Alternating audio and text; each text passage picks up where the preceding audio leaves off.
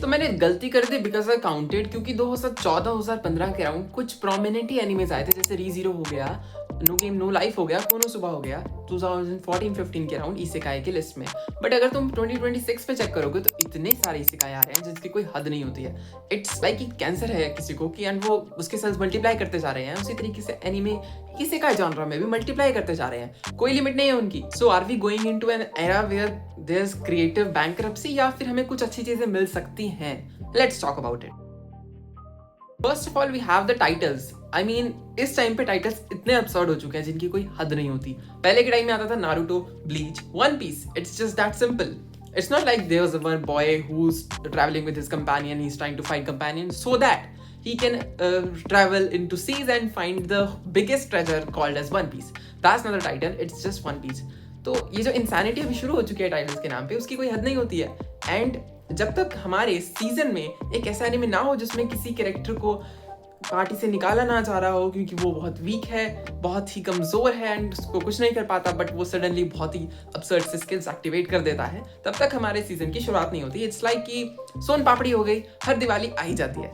And in छोटे title वाले anime को हम प्यार से बोल भी सकते हैं क्लिक बेट एनिमेज, बिकॉज इनके टाइटल इतने बड़े होते हैं कि आपको पोस्टर देखने की भी जरूरत ना पड़े, एनिमे देखने की भी जरूरत ना पड़े, क्योंकि जो सिनॉप्सिस में लिखा है वही आपका टाइटल है। सो दे आर सेम थिंग। एक ही तराजू के दो पहलू हैं, बट दोनों का ही कोई मतलब नहीं बनता क्योंकि स्टोरीज ही ऐसी सी होती हैं। जैसे यूट्यूबर्स अपने टाइटल्स एंड थंबनेल्स में एसईओ कीवर्ड्स को हाईलाइट करने के लिए ऐसी सी चीजें डालते हैं, उसी तरीके से हमारे आजकल के एनिमे भी आने लग गए हैं जिनके टाइटल्स इतने बड़े होते हैं जैसे कोई एसईओ स्टफिंग कर रहा हो। Second, we have the skin problem. I mean, is this some kind of code और rule? Like किसी स्कूल में पढ़ाया जा रहा है कि अगर आपको कोई ऐसा इसेकाई एनिमे बनाना है तो उसका कैरेक्टर ऐसा ही दिखना चाहिए। मतलब रीस्किनिंग इशू चल रहा है क्योंकि हर एक कैरेक्टर एक जैसा ही दिखता है। काले बालों वाला, नॉर्मल हाइट वाला, उसके आसपास हैरम होगा एंड वो सोचेगा कि ये क्या हो गया, उसको किसी डीमन सेलर ने लाया गया होगा या फिर किसी मॉन्स्टर को खत्म करने के लिए, किसी एम्पायर को सेटल करने के लिए। And you can comment down कि ये जो मैंने डिस्क्रिप्शन दिया है किस कैरेक्टर से मैच करता है। So are we getting something different, या फिर सेम चीज 2014 से लेकर अभी तक 2026 तक अप्लाइड होती जा रही है? Well there is still hope left, क्योंकि मुशोको टेंसेई जैसे, फ्रीरेन जैसे ऐसे एनिमे अभी भी एग्जिस्ट करते हैं। फैक्ट दैट कि मेरे को मुशोको टेंसेई उतना नहीं पसंद है, इट्स माय पर्सनल ओपिनियन, मुझे थोड़ा सा अजीब लगता है, बट आई लाइक फ्रीरेन। उसकी एक अच्छी वाइब है।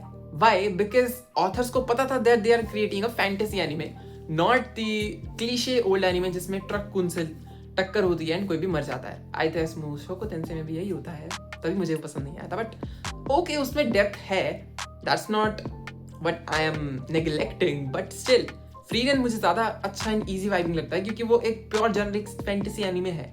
एंड आजकल शायद राइटर्स ही भूल चुके हैं कि असली फैंटेसी क्या होती थी। But there are still some titles जो अपने ही जॉनरा के ऊपर कॉमेडी करना जानते हैं, जैसे कि एमिनेंस इन शैडो हो गया, demon lord, how not to summon a demon lord. अगर तुमने वो देखा है तो तुम्हें पता है इवन तो वो किस कैटेगरी का है, बट उसमें स्टिल वाइब अच्छी है। मतलब ऐसे बहुत सारे एनिमे हैं जो उनको अपने बारे में आइडिया है कि हम क्या हैं एंड हमें उसको किस तरीके से रिप्रेजेंट करना है। But some old animes are just copy pasting their own stuff और the old stuff. Like have you watched the isekai smartphone? If you don't, go watch it, तो मुझे बताना। And that smart death play भी। So what can we say is our isekai genre is McDonald's because we have multiple outlets over the world, but उसमें से सिर्फ कुछ चीज़ें अच्छी होती हैं।